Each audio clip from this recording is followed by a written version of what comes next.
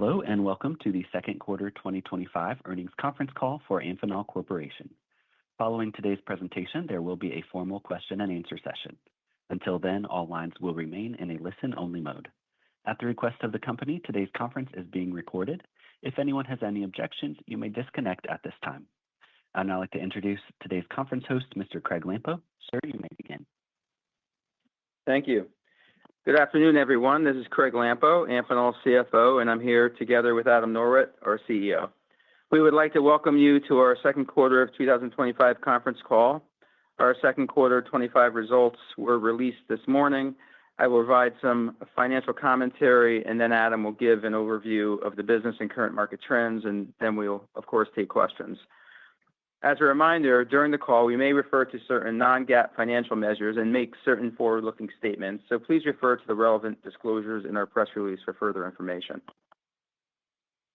The company closed the second quarter of 2025 with record sales of $5,650 million and record GAAP and adjusted diluted EPS of 86 cents and 81 cents, respectively. Second quarter sales were up 57% in U.S. dollars, 56% in local currencies, and 41% organically compared to the second quarter of 2024. Sequentially, sales were up 17% in U.S. dollars, 16% in local currencies, and 14% organically. Adam will comment further on trends by market in a few minutes. Orders in the quarter were a record $5,523 million, up a strong 36% compared to the second quarter of 2024, and up 4% sequentially, resulting in a book-to-bill ratio of 0.98 to 1. GAAP operating income was $1,419 million in the quarter, and GAAP operating margin was a record 25.1%. GAAP operating margin included $29 million of acquisition-related costs. Excluding these acquisition-related costs, adjusted operating income in the second quarter of 2025 was $1,448 million, resulting in a record adjusted operating margin of 25.6%. On an adjusted basis, operating margin increased by a strong 430 basis points from the prior quarter, and 210 basis points sequentially.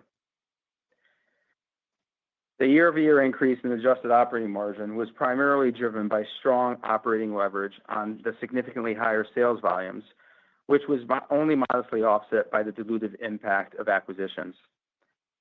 On a sequential basis, the increase in adjusted operating margin reflected strong conversion on the higher sales levels, as well as further progress on the profitability improvement initiatives on acquisitions. I'm extremely proud of the company's record operating margin performance in the second quarter, which reflects continued strong execution by our team.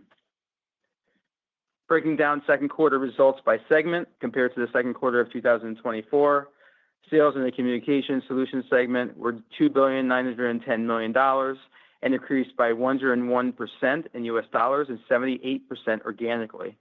Segment operating margin was 30.6%. Sales in the Harsh Environment Solutions segment were $1,445 million and increased by 38% in U.S. dollars and 18% organically. Segment operating margin was 25.2%. Sales in the Interconnect Sensors and Systems segment were $1,295 million and increased by 16% in U.S. dollars and 14% organically, and segment operating margin was 19.5%.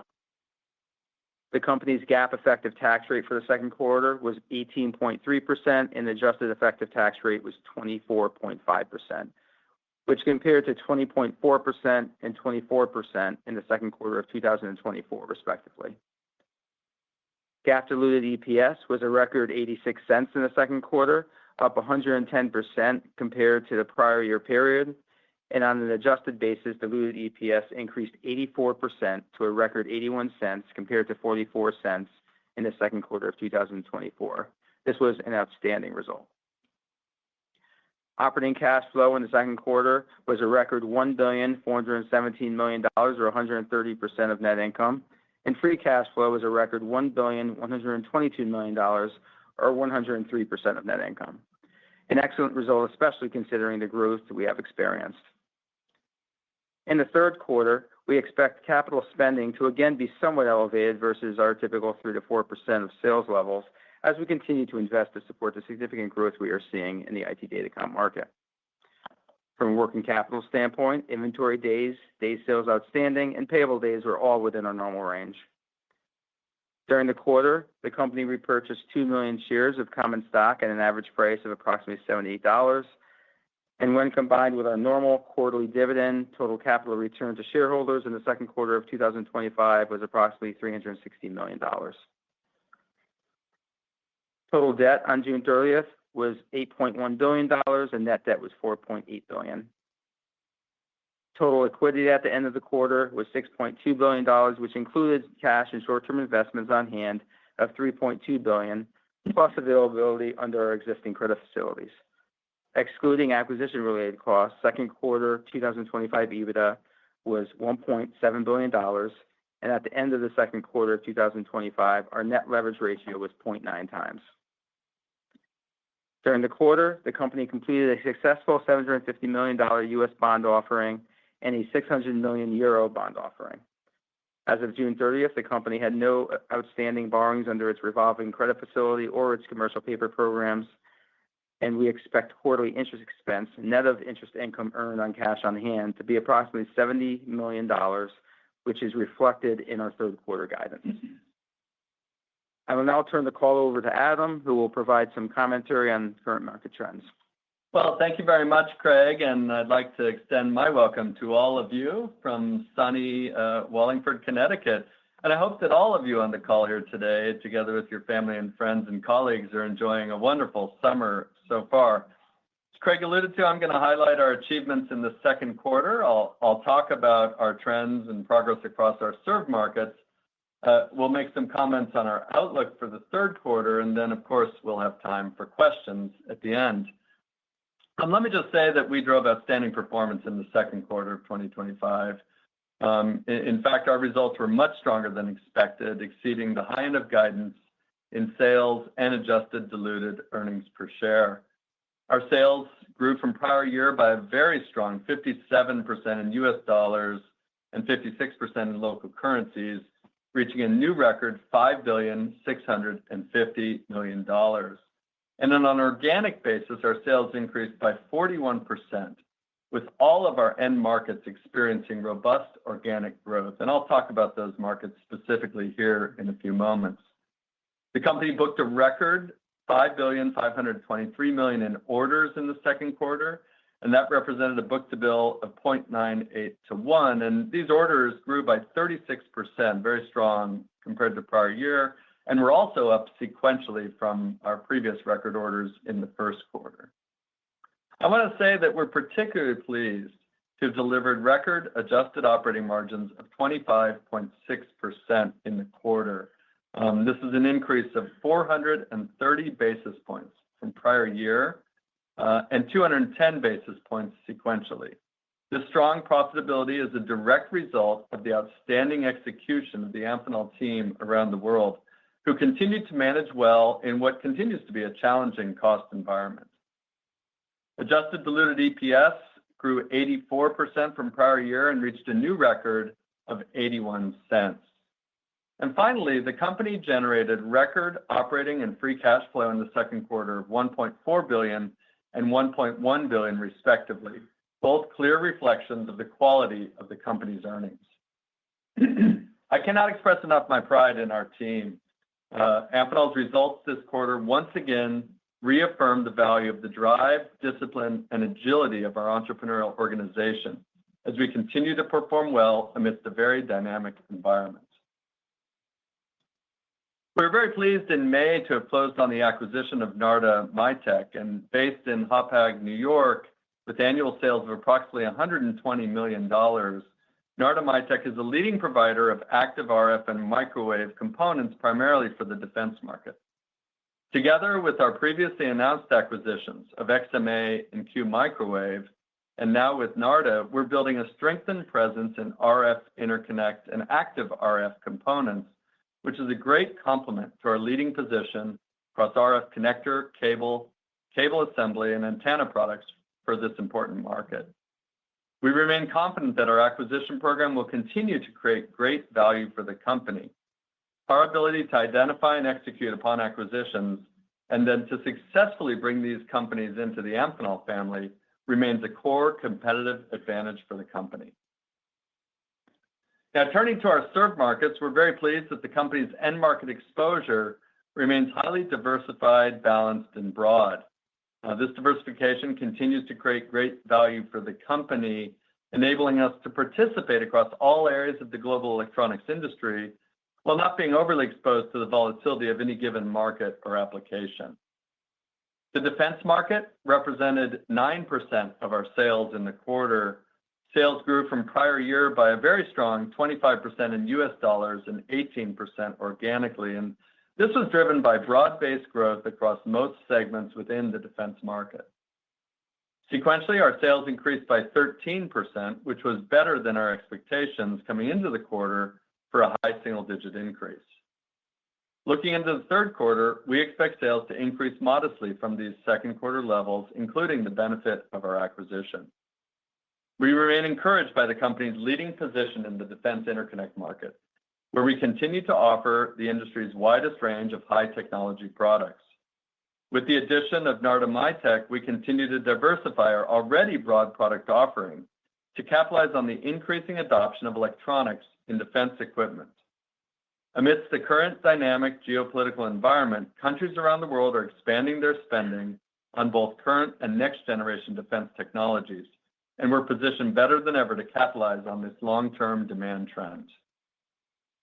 The commercial aerospace market represented 5% of our sales in the quarter, and sales increased by 50% in US dollars and 8% organically from prior year, as we benefited from the addition of CIT last year, as well as our continued progress in expanding content on next-generation commercial aircraft.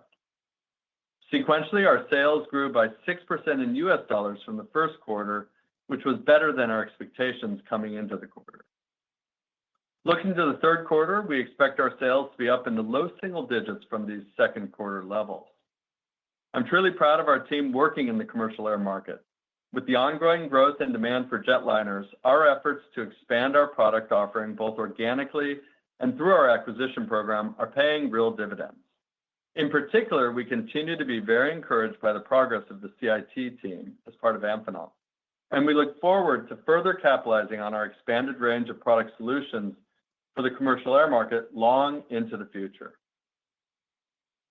The industrial market represented 19% of our sales in the quarter, and our sales in this market grew 25% in US dollars and 12% organically, as we continue to see improvements across our diversified industrial markets.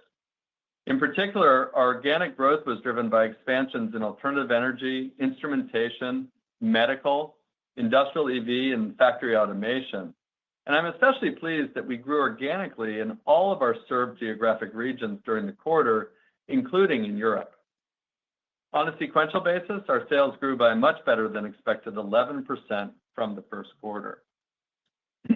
Looking into the third quarter, we do expect sales to moderate slightly from these second quarter levels on typical seasonality.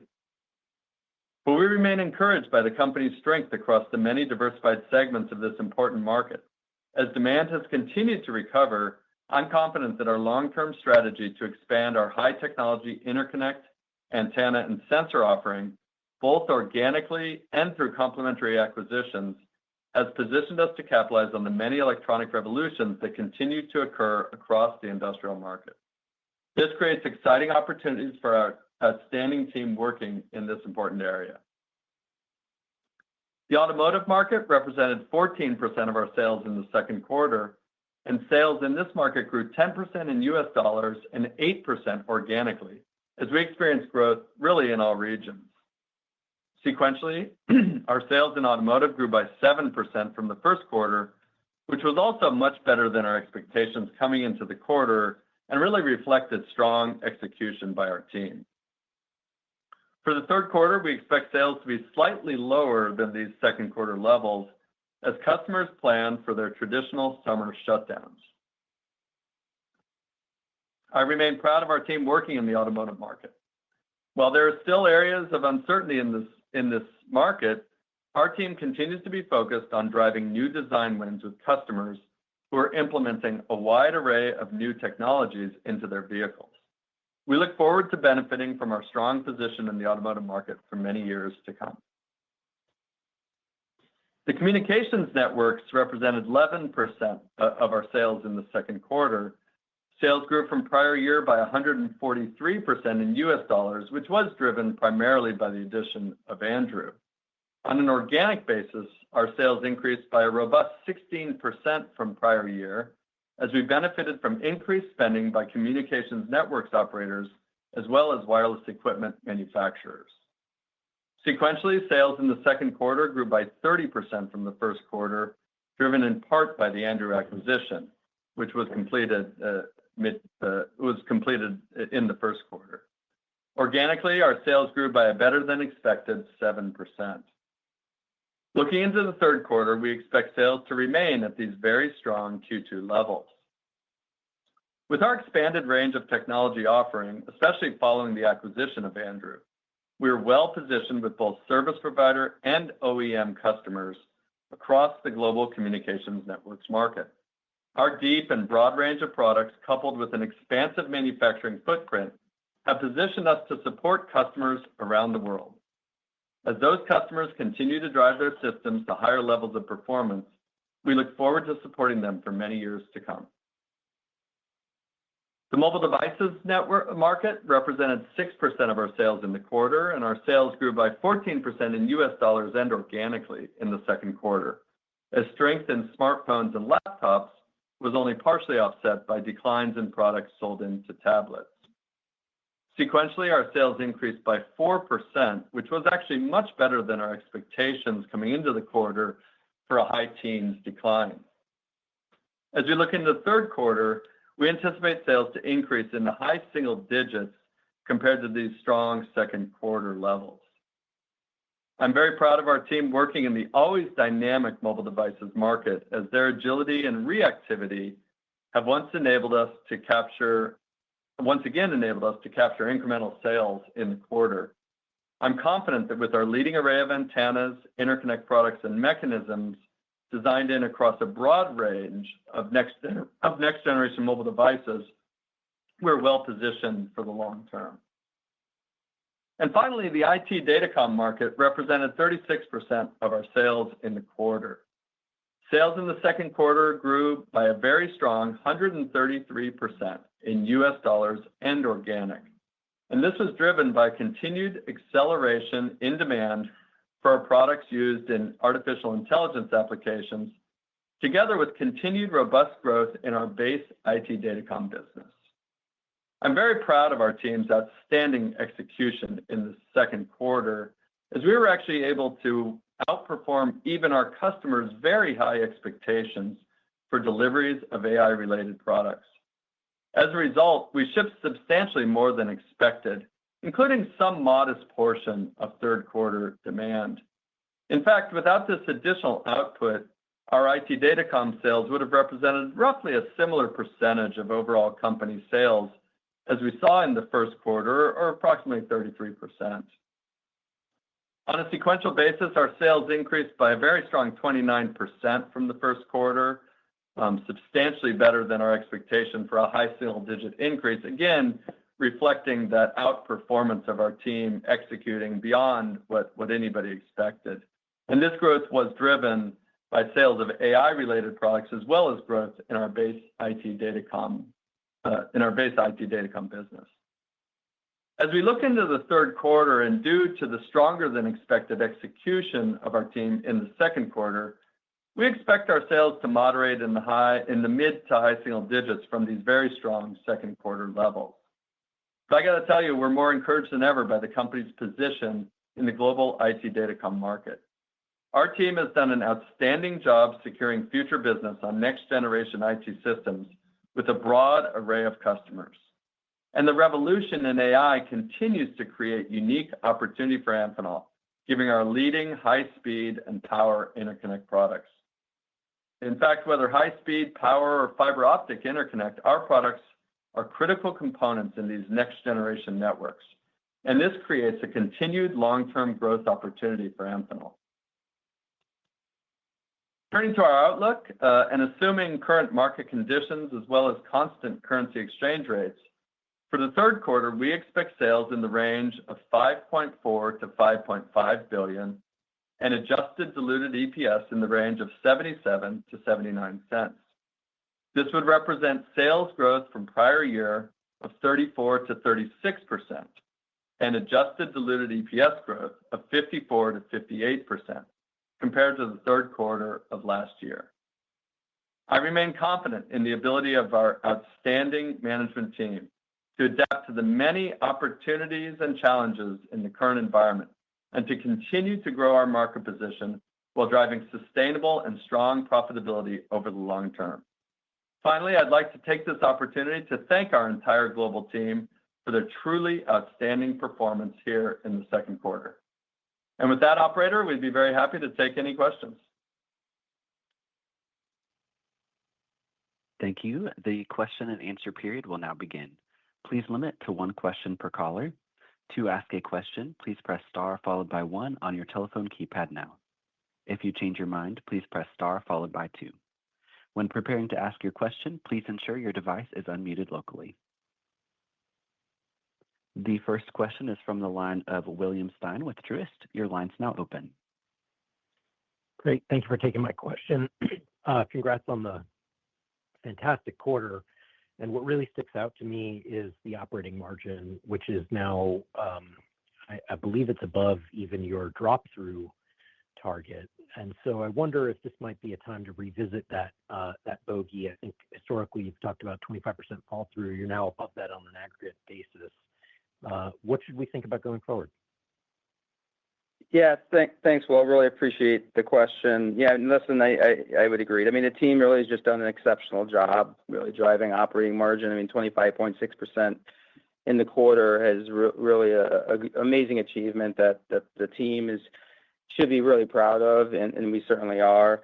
I mean, Q3 also reflects our guidance. It really reflects another strong quarter of profitability, kind of essentially at the same levels on slightly lower revenue guidance. So we certainly expect this operating margin to continue. As you know, and as you just mentioned, we've long targeted the 25% conversion margin in the last couple of years.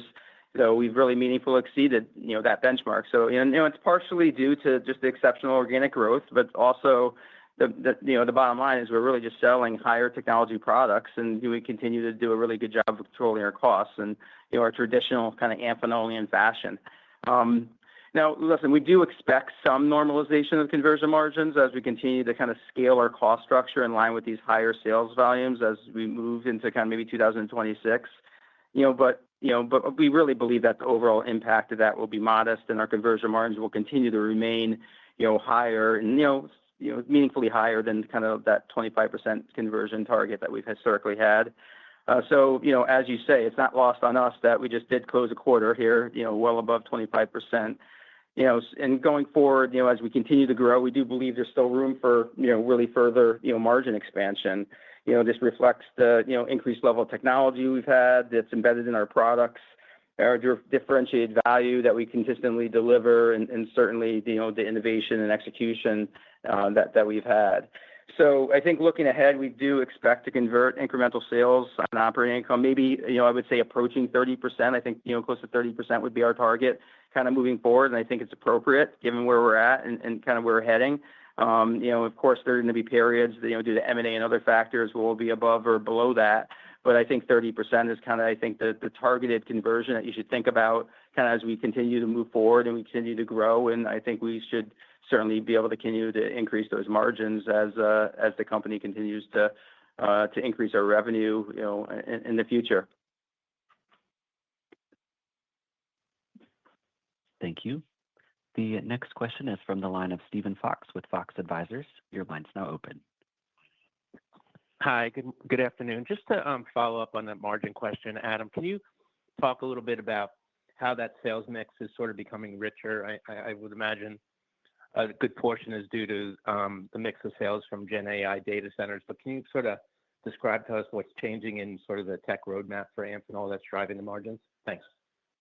Yeah, thanks very much, Steve. I mean, look, I think Craig just alluded to the fact that For sure, when you grow really fast, and we did grow by 133% in IT Datacom, you really would expect conversion margins to be a little bit higher in that high growth area. And that's true in whichever market where we would grow at that speed. But relative to Craig's comment about technology, I would tell you this is really across the company.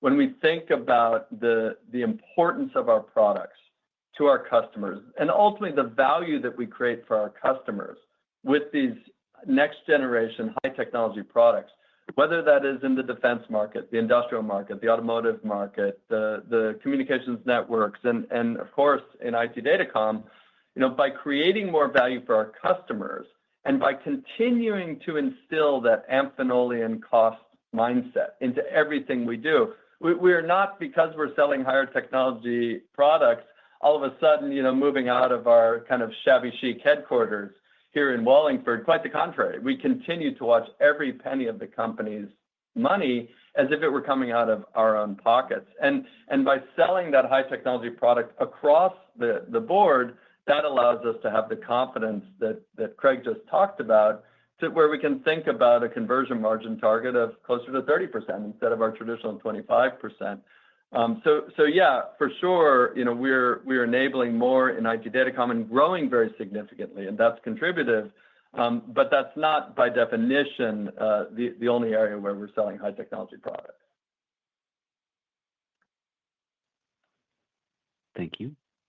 The next question is from the line of Amit Daryanani with Evercore. Your line's now open. Thanks a lot. Good afternoon, everyone. Adam, I guess there's always this worry around, peak revenues, peak margins when we have strong prints like this one. And so perhaps you can touch on it. I realize there was about $150 million of shipment in June versus September that you talked about. But really, away from that, can you spend some time talking about how do you think about the durability of growth on the AI infrastructure side as you go out over the next few quarters? And then any way to size or favor how much of the growth in IT Datacom that you folks had came from AI versus the traditional kind of IT Datacom markets? Thank you. Yeah, thanks very much.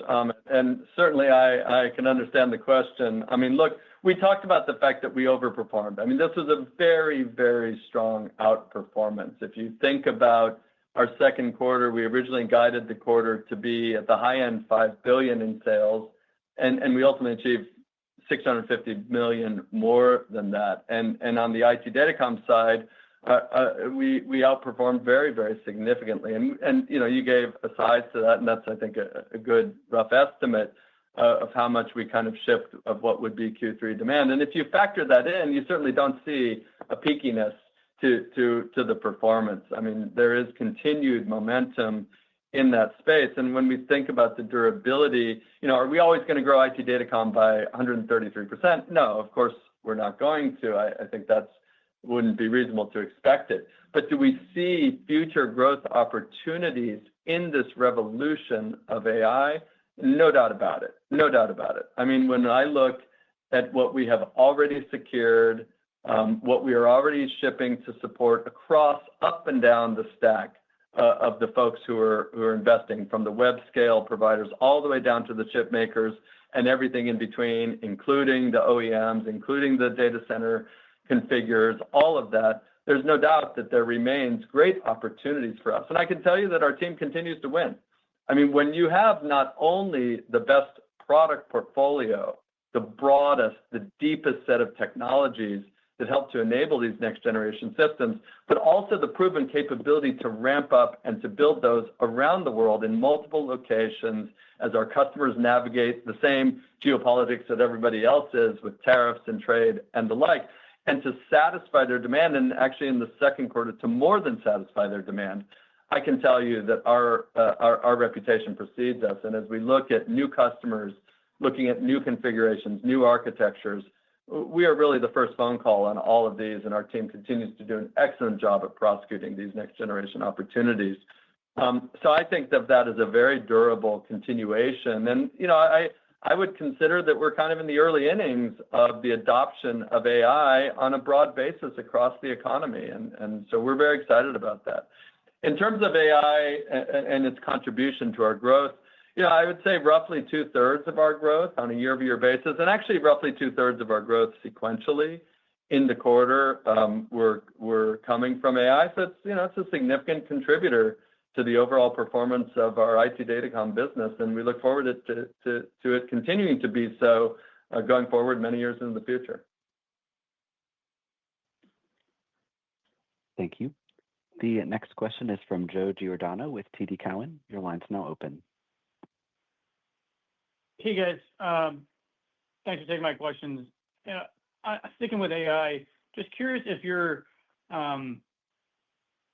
business there is getting more concentrated or less concentrated from a customer standpoint as you've moved along here. And if we were to just average out your 2Q and your 3Q there to smooth for the pull forward here, I know you're not going to give guidance further than next quarter, but is what you've secured set you up to have further kind of sequential increases into the future off of that smooth base? Yeah. So first, thanks very much, Joe. I mean, number one, I'll tell you, we have a very broad business here. So, there are some big folks who are spending on this, and we have a broad representation across all of those big folks. And again, I've mentioned that includes at the ultimate consumer, the people who are spending the money, putting in place these massive capabilities, down through the builders of those data centers, the OEMs, and then all the way to the chip companies. And I wouldn't say that is overly concentrated. Quite the contrary. And as you ask about, for sure, if you look at Q2 and Q3, and if you sort of factor out the kind of ship ahead that we had because of our execution, that's relatively stable performance. Do we see future growth opportunities? We do. Is every quarter going to be sequentially more than the quarter before it in a space like this? I wouldn't necessarily say that. We'll see. I'm sure there will be quarters that will be up, and there will be quarters that will be down. But over the long term and over the medium term, we see continued progress and ability to continue to grow this business. Thank you. The next question is from Mark Delaney with Goldman Sachs. Your line's now open. Yes, good afternoon. Thanks for taking my question, and let me add my congratulations for the strong results. I also had a question on AI and some of the dynamics there. You spoke to seeing some degree of pull-in from 3Q and 2Q. Maybe you can elaborate on what you think contributed to that and why you shipped early. And as you think about your expectation for sales to be down somewhat next quarter, granted off of a high base, what's giving you the confidence to still invest at higher levels of CapEx? I think maybe perhaps speaks to your longer-term view tied to AI that you spoke to, but are there commitments or visibility you're getting from customers that supports the higher levels of CapEx that you spoke to? Thanks. Yeah, thanks very much, Mark. And again, I mean, I wouldn't necessarily call it a pull-in, but rather that we were able to out-execute our customers' original demand plans, and they'll take whatever we can ship them. And so it was just us outperforming what really anybody expected, either us internally or what our customers with their already lofty expectations. As it relates to CapEx, I mean, Craig did mention that capital was a little bit elevated.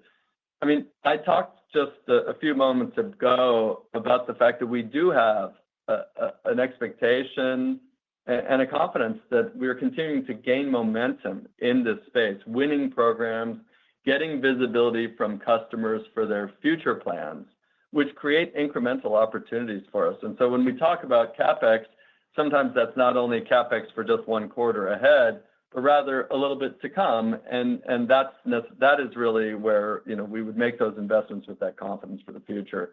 I already said it, but I'll just reiterate it. Our team continues to win very broadly in this market in current and next generation systems and architectures. And that kind of winning, the visibility that you get from the customers, the commitments you get from those customers, those all collect to give you the confidence to invest in these very high technology products, which do sometimes require a little bit more capital.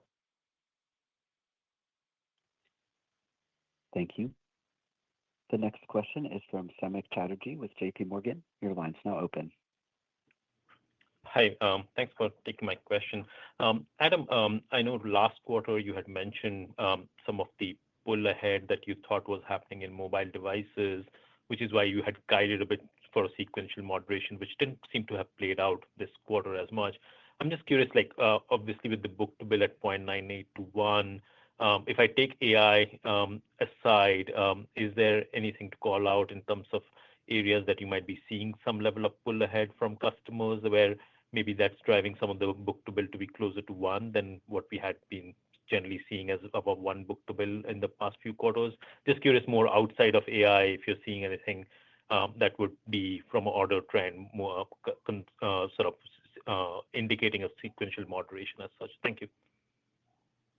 Well, thanks very much, Tommy. I mean, first, you mentioned mobile devices, and in mobile devices, our bookings always equal our shipments because they're pretty quick call-offs. And yeah, in the first quarter, we did talk about there was a pretty well publicized pull ahead of some volumes in the first quarter, which we certainly helped to enable for our customer, and that was at the time related to the anticipation of some tariffs. I wouldn't say that happened here in the quarter. In fact, I would say that our team in mobile devices just did a really outstanding job of capitalizing on opportunities to support our customers better, whether that's taking a little bit of market share, shipping a little bit more than maybe customers expected, or customers needing a little bit more because of the volatility of that market. In terms of the rest of the company, I wouldn't say that there's anything really notable around the book-to-bill. I'd say that the book-to-bills were fairly clustered, pretty close to that level, maybe a little bit stronger in the defense market. And, we've talked about the ongoing strength in defense previously, and, we continue to see that here. And you can imagine with IT Datacom, with us having shipped ahead as we did, that, there was a modestly a little bit lower book-to-bill, but nothing that gives us any concern about the visibility that we have. We continue to have still a very positive outlook for that market. Thank you. The next question is from Luke Junk with Baird. Your line's now open. Good afternoon. Thanks for taking the question. I want to circle back to operating margin dynamics. Of course, we've talked a lot about the higher technology underpinning that margin dynamic. Adam, hoping maybe you could talk about some of the pure operating pieces here in terms of blocking and tackling. I'm just trying to wrap my head around 41 points of organic growth. I mean, we're talking billions of incremental sales. Maybe just give some life to some of the more practical considerations in terms of bringing that amount of incremental volume online, plus to the extent that it might be supporting what you're saying about the incremental margin moving up over time as well. Thank you. Well, look, Luke, I'm glad you asked that question because growing 41% organically is certainly not a trivial task, let alone, 14% organic on a sequential basis, which is just 90 days of time. And I mentioned it in my prepared remarks, how grateful I am and how proud I am of our team around the world for really moving mountains here. I mean, they have truly moved mountains. And, when you think about what does that mean, I mean, it's hiring the people, it's putting in place the automation machines, the testing, the validation, it's setting up new facilities. I mean, we have set up, a lot of new facilities over this time period, including diversifying our geographic footprint to insulate us and our customers from the dynamics that are going around, related to trade and other areas. I mean, it's really every step of the way, every function in the company, which has to focus on exercising themselves, the organization, reacting in real time to grow the company by a 41% organic basis. And yes, there's a strong growth that happened in IT Datacom, but even if you took out IT Datacom, this was double-digit organic growth across the board in the company, and all of our end markets, with the exception of two, grew in double digits, and those two that didn't grew by 8% organically, which is also very, very strong. And so no doubt about it, that kind of, as you say, blocking and tackling across the company was really impressive. And, look, in maybe other enterprises, one would think about just throwing money at the problem. How much money can I throw to get the growth? But that's not the Amphenol style. That's not our entrepreneurial culture, that Amphenolian culture that we talk about, for so many years. It's rather how do you get the most out of your resources, your facilities, your capabilities, and thereby ultimately convert that to the bottom line, as Craig talked about already. And it's just a very, very impressive performance by the organization. And it is those little movements by the thousands of people around the world, nearly 150,000 Amphenolians globally today, that ultimately allowed us to satisfy our customers, to take advantage of the growth opportunity that was there, and then to convert that opportunity into the margins and ultimately the cash that creates the virtuous cycle that the company has been on for a long time. Thank you. The next question is from Joe Spak with UBS. Your line's now open.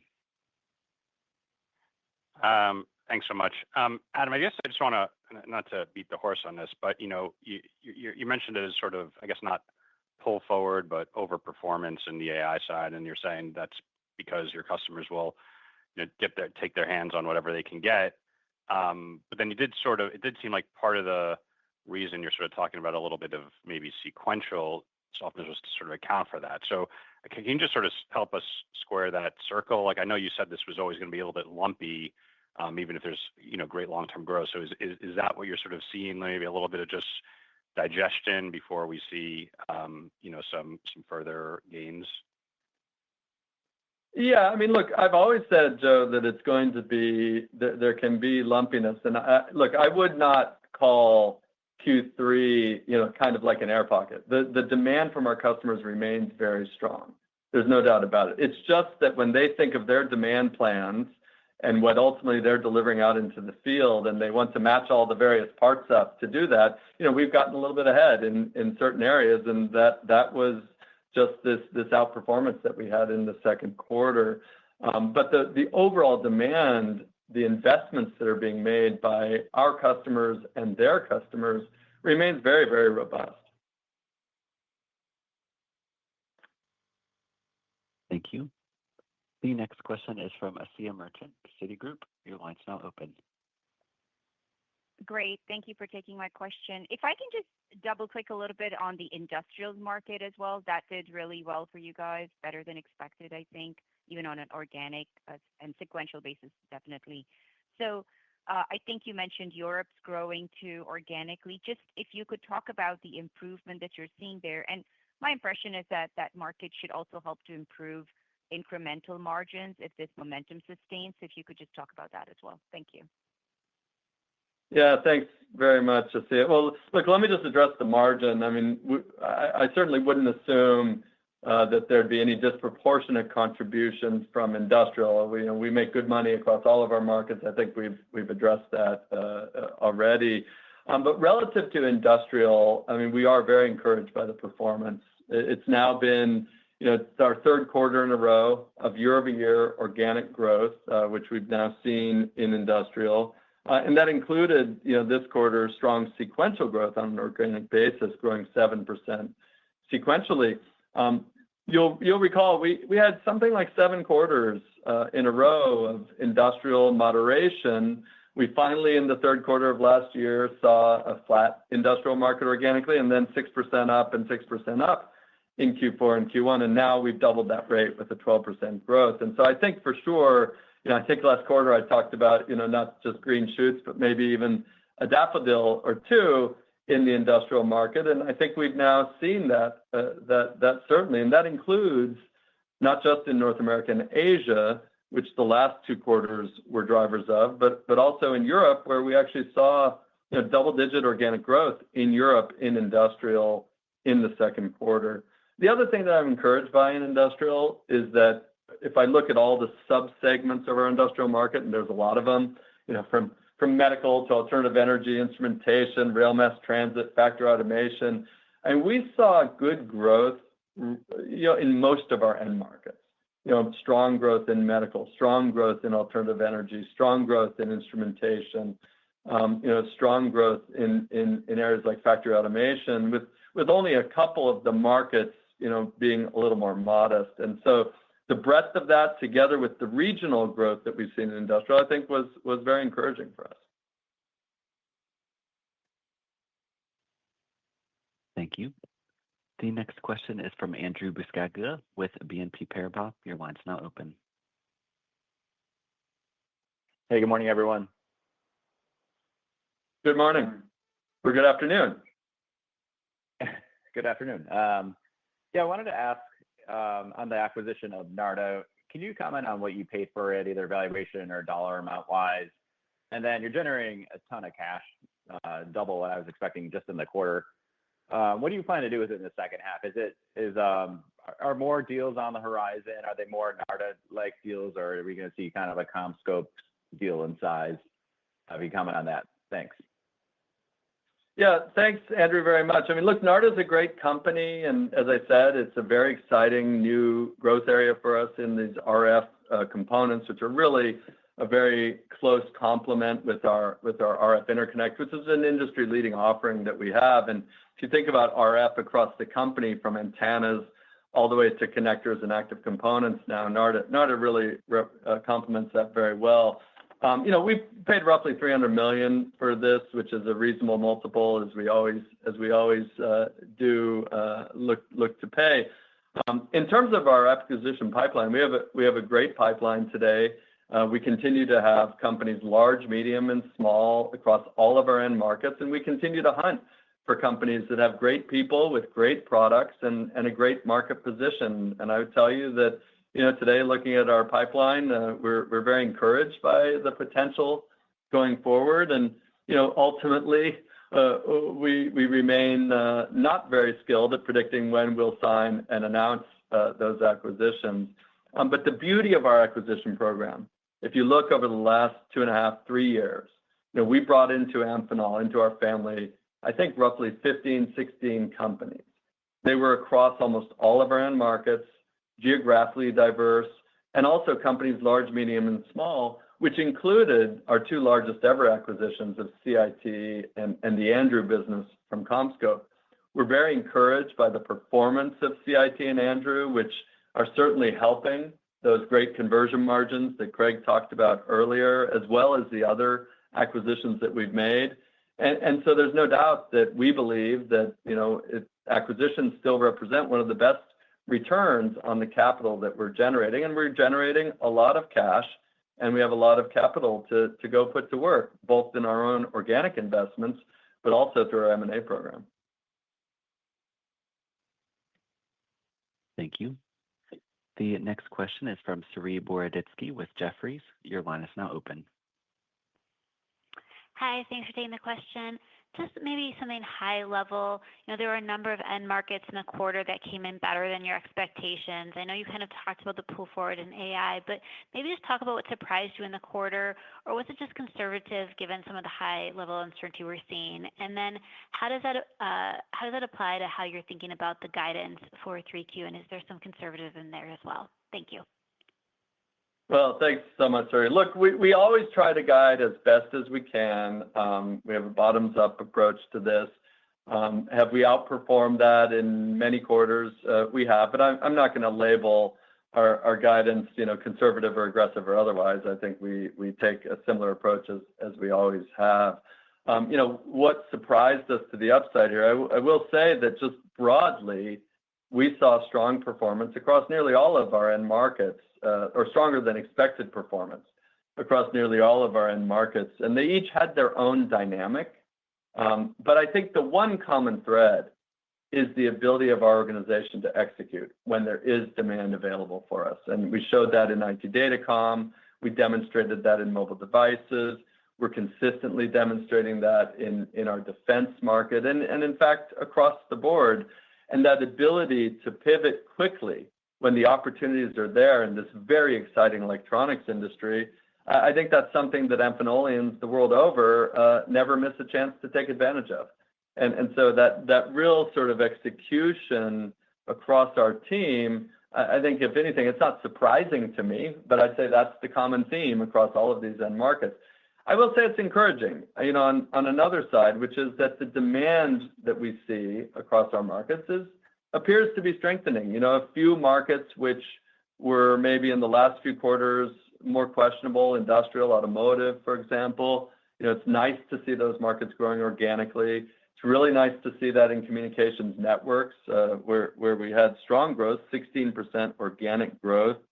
Comair, again, growing 8% organically.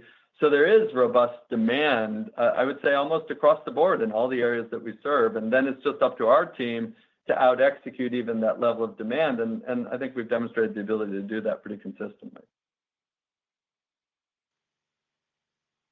Thank you. The next question is from Wamsi Mohan with Bank of America. Your line's now open. Yes, thank you so much. Adam, I just want to go back to AI and ask about what you said about shipping ahead because of superior execution. Would you say that that was something that happened just in 2Q, or was there some of that in 1Q as well, and then orders came back intra-quarter? I guess the question is really, how far out do you have visibility in the order book? And over the past few quarters, how much volatility have you seen in the order patterns and IT datacom, especially relative to AI, which might uptick mid-quarter? Thank you. Thanks, Wamsi. I mean, look, I would say that our out-execution to our customers' demands was really more clear here in the second quarter. But relative to orders, I mean, we've had very, very strong orders over the last, almost full year in AI. And some of those orders were really, maybe a little bit longer visibility because of the capital that we're spending on behalf of our customers to do these very significant ramp-ups for them around the world. And so, there can be always a little bit of lumpiness in those orders. But given that, how well we're executing, I would say, it's kind of a net of this kind of shipping ahead that we had in the quarter. I would say it's, pretty close to 1-to-1 in the quarter. But we've had much stronger orders as we've worked on investments and been awarded new programs. And we will continue to be awarded new programs based on everything that we see with our customers. And there will be some quarters where the orders are a little lumpier, but overall, we see a positive trend, for quite some time into the future. Thank you. The last question is from Scott Graham with Seaport Research. Your line's now open. Hey, thanks for taking the question and congratulations on the quarter. I'm hoping you could answer this, either of you.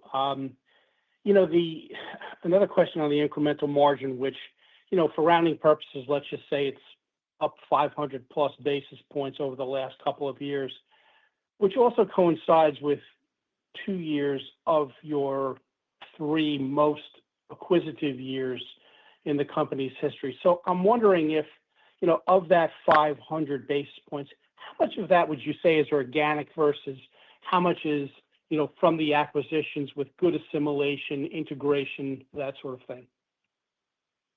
Yeah, thanks, Scott. Yeah, listen, I would say that certainly, there are pieces of this, and a big piece, the meaningful piece of it is certainly the things that we talked about earlier, which is just the, increased technology of our products, the more, meaningful, the more meaningful way that we are serving our customers in terms of our execution, in terms of our ability to really, service them with great quality products, the things they need in their architectures. Those types of things are really, I think, have a big part of our margin expansion and really, just creating value for our customers and sharing in that value.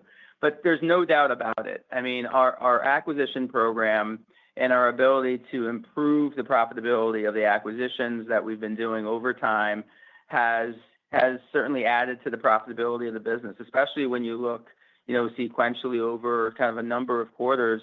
We have seen meaningful profitability improvements in some of the larger acquisitions that we've, more recently done, as well as some of the smaller ones. And that certainly has had some impact on our profitability improvement over time. So it's not just one thing. It's a lot of things that go into improving profitability, both organically and through the acquisitions, and working with even some of the businesses that within the company that are at lower profitability levels that may not be acquisitions, and certainly working with them on profitability improvement initiatives that we've seen, come along over the coming, past years. So I think there's a variety of things, but there's no doubt that, that our success and our, the team's ability, at the acquisitions that have come into the family to be able to improve on their margins has certainly been one of the things that have been, helpful in improving our profitability. Appreciate it. Thank you. There are no further questions. I'll hand the call back to Mr. Norah for closing remarks. Well, thank you very much. And I'd like to once again thank everybody for joining our call this quarter. And I wish everybody a great continuation of your summer. And we look forward to talking to you all again just in a short 90 days. Thanks very much and have a great summer. Thank you. This concludes today's call. Thank you for joining. You may now disconnect your lines.